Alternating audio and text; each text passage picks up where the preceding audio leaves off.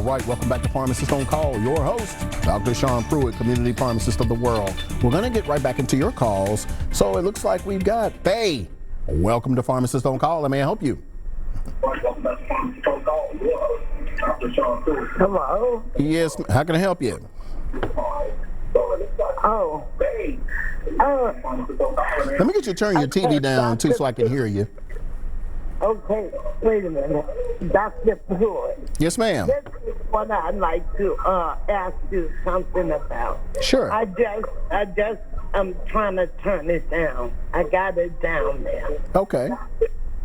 Okay. Now, this is something. I just came in from an excursion. Okay. I don't get out much, you know what I mean? Yes, ma'am. Now, and I heard you're talking to someone about something called CRTL or something. Now, I've had constipation problems for years. Okay. Mm-hmm. And a couple of months ago, I got a letter from the doctor telling me it was time for my colonoscopy, my next one, because I think I had one in 2015. Okay. So, now, what I want to know is this stuff you're talking about, is it good for, I mean, if you're taking that, would you still have to get a colonoscopy? Yes, ma'am, because even though you are purging from the gut, we don't know what's in there in terms of polyps. Do you follow me? Because you would still need to be scoped to see what's... I see what you're saying. That if you had polyps, even though it would clean you out, yeah, but if you had polyps or something, that's why you would still. Yeah, it wouldn't remove the polyps. At least I don't think it does. But it cleans out all the other toxins, especially the mucus that develops from eating some of the foods that we eat. But yeah, you would still need to get scoped, so you would need a colonoscopy. It's a good question. Now would that stuff have an effect on you if you're diabetic, taking insulin, or if you have neuropathy? Is it okay to take that stuff when you have those kind of problems? I will tell you, I had a gentleman, one of our patients, and he was on insulin, metformin, and all kind of blood pressure pills. He took CKLS, and he took a little bit more than he should have, but he dropped like close to 100 pounds, and he's off of his insulin and his blood pressure medication. And he did this in like the period of 3 months.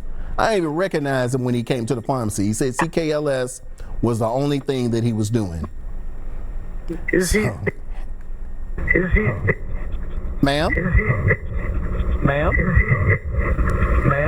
Give us a call back, Miss Faye. It looks like phone's on the free. Yeah. So like I was saying, yeah, this patient here, I don't think I'd seen him for maybe a couple of months, and then the technicians told me that, man, you got to see so-and-so. He's, dropped a lot of weight. And then he came in like a month after that, he had dropped even more weight. And I'm like, man, why is this dude not getting his medicine? Because he didn't need it. He was taken off of it. Because the numbers had gone back to normal. So like I said, disease begins in the gut. And he had cleaned his out to the point where he didn't need it anymore. So yeah, so CKLS, yes, you can use it if you have diabetes. CKLS, yes, you can do it if you have hypertension. It appears that it has a positive effect on both diseases. All right, so let's get to our next caller here. Terry, welcome to Pharmacist on Call. Let me help you. Hey, Dr. Pruitt, I hate to bother you again. Hey, I heard a young man call in talking about elderberry airborne gummies. And I take it too, along with your potion and the extra C and zinc. Is that hurting me? No. If you have COVID, yes. If you are just doing it for prevention, then that's fine. Yeah. You can take elderberry for prevention, but if you get active COVID-19, do not take elderberry. But yeah, but it's great to take. Yeah, so I mean, you can still take it. It's just that you ever develop, which I doubt if you will, since you're taking a potion. But for someone who's out there and you're taking elderberry and you develop COVID-19, do not take it during active disease to prevent anything from having like cold and flu and all of that. Elderberry is good for that. Yeah. But it ramps up the part of the immune system we don't want active. Okay, now if I do catch COVID, can I what? Because see, your potion I just take once a day. That's right. Do I ramp it up to 2 times a day? Two times a day, yes, sir, on active disease. Yeah, but I doubt if you will. Okay, all right. Well, then now I heard the lady you talking about the CKLS. Now I'm thinking to start on mine. What I do, I do it like 2 weeks out the month. Oh, So, okay. Is that a good way to do it? Because I think what you tell me, take 5 pills the first day, 4 the next, 3 the next, like that. Yeah, yes, sir. Yeah, you do that initial cleanse. Okay, all right. All right, well, I thank you. I won't bother you no more. No, I appreciate the call and thank you for the support. Okay, all right. All right. See you later. Yes, sir. All right, thank you. So yeah, the people calling in, it sounds like you all are current customers and you're up on it as far as what to do. You're taking your potion, CKLS and all of that. So I think last month we had a guy call in and say that he had been taking the potion since June and he wanted to know how can I tell if this stuff works? This is how you can tell it works. You're the only one that hadn't gotten sick. So that's how you know it works. All right, so I did want to get into this letter briefly. So we had a letter from a young lady and she is incarcerated, but I have viewers who are in prison. So big shout out to all the ladies out there at Tennessee Women's Prison, and big shout out to all the fellas out there who are incarcerated as well. I know you all do watch the show, and I've gotten letters from you. So this one we're going to answer. Oh, big shout out to my cousin Atlanta too. We call her Keela. So big shout out to you out there as well. All right, so the letter goes. Dear Dr. Pruitt, thank you so much for your program, Pharmacist on Call. It is extremely necessary and informative. Unfortunately, I'm part of a population that's often misrepresented, underrepresented in local and national news coverage. I'm reaching out to you for the first time in hopes that it won't be my last time, and hopefully you'll continue to answer questions we have regarding our health and medicines. So the question from Ms. Chantel Kimball is, are all naproxen tablets sodium-based? And with frequent use of naproxen, does that result in high blood pressure and inflammation? So first of all, Chantel, thank you for sending the letter in, and I would encourage those of you who find yourselves incarcerated, send those letters in. And if things clear up, I would like to come out and just do a show out there, or at least give you all an hour. You all can ask me questions. That's it for the women and the men. So hopefully things kind of soften up a little bit. I can make arrangements to come out and see you guys. So to answer the question, are all naproxen tablets sodium-based? Yes. The name of the drug is naproxen sodium, and that's the sodium that holds the salt together. The second part of your question is, with frequent use, will it result in high blood pressure? Good question. Yes, it will, because the sodium, you wind up retaining sodium in the kidney, which results in increased hypertension.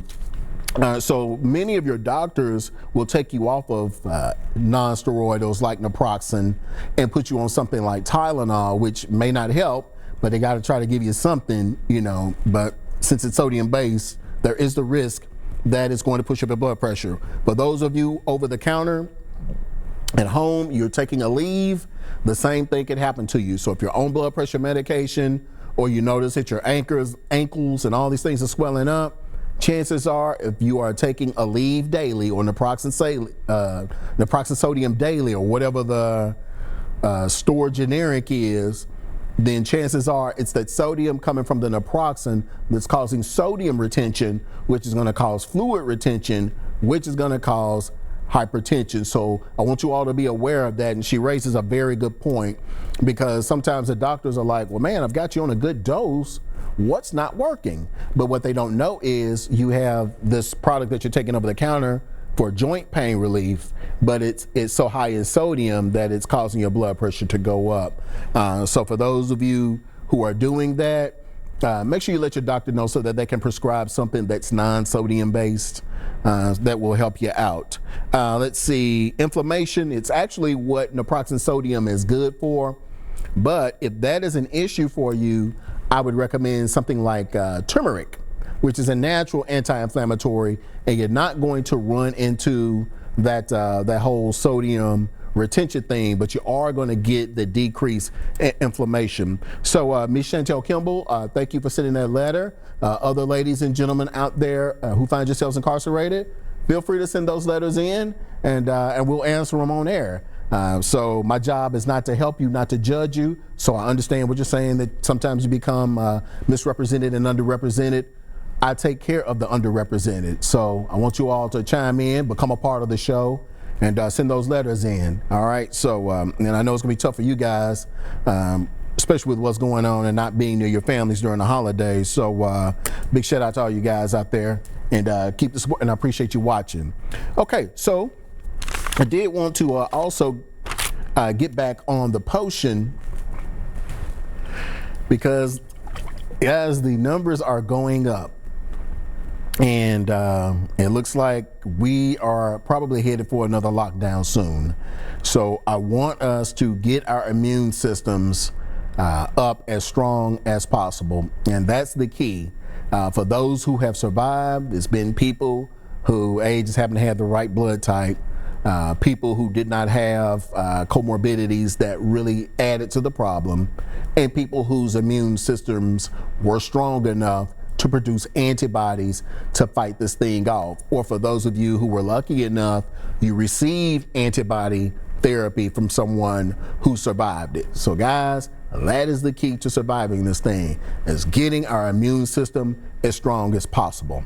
Since we know disease starts in the gut, that's where we need to start. So we need to make sure that our food intake is good, because face it, that's where a lot of our health issues come from. All right, so we need a good detox like CKLS. We need adequate intake of alkaline water, because the large intestine requires that in order to push out all that gunk. Okay, guys? All right, and so in addition to cleaning up your diet, green leafy vegetables, a mixture of fruit, maybe not so much meat, or maybe light meats like chicken, but the heavy beef during the season, it's gonna be a little tough for you, okay? So let's clean up our diets a little bit. Let's get a little bit of exercise in, so that exercise stimulates the immune system. We've got to get sunlight. And so I know that, you know, some of what you see on the media coverage says to stay in the house and hunker down and all of that. No, go outside, get you some sunlight. You can still keep your mask on, but go out on your front porch, go out in your backyard, and get some of that natural vitamin D. Not only is it therapeutic in terms of your immune system, because your immune system does require it, but it's also therapeutic in terms of your mental well-being. And guys, that's very important, because we've been locked in so long. I've had people come in the pharmacy breaking down and crying just because, man, they hadn't seen a human in who knows how long. And we are just gregarious creatures by nature. So take the protective measures, put your mask on, go outside, take a walk, just around your neighborhood, in the backyard, but you must get some sunlight, guys. Not only for your mental health, but your physical health as well. We're up on another break, but we're going to talk about this guy right here when we come back. All right.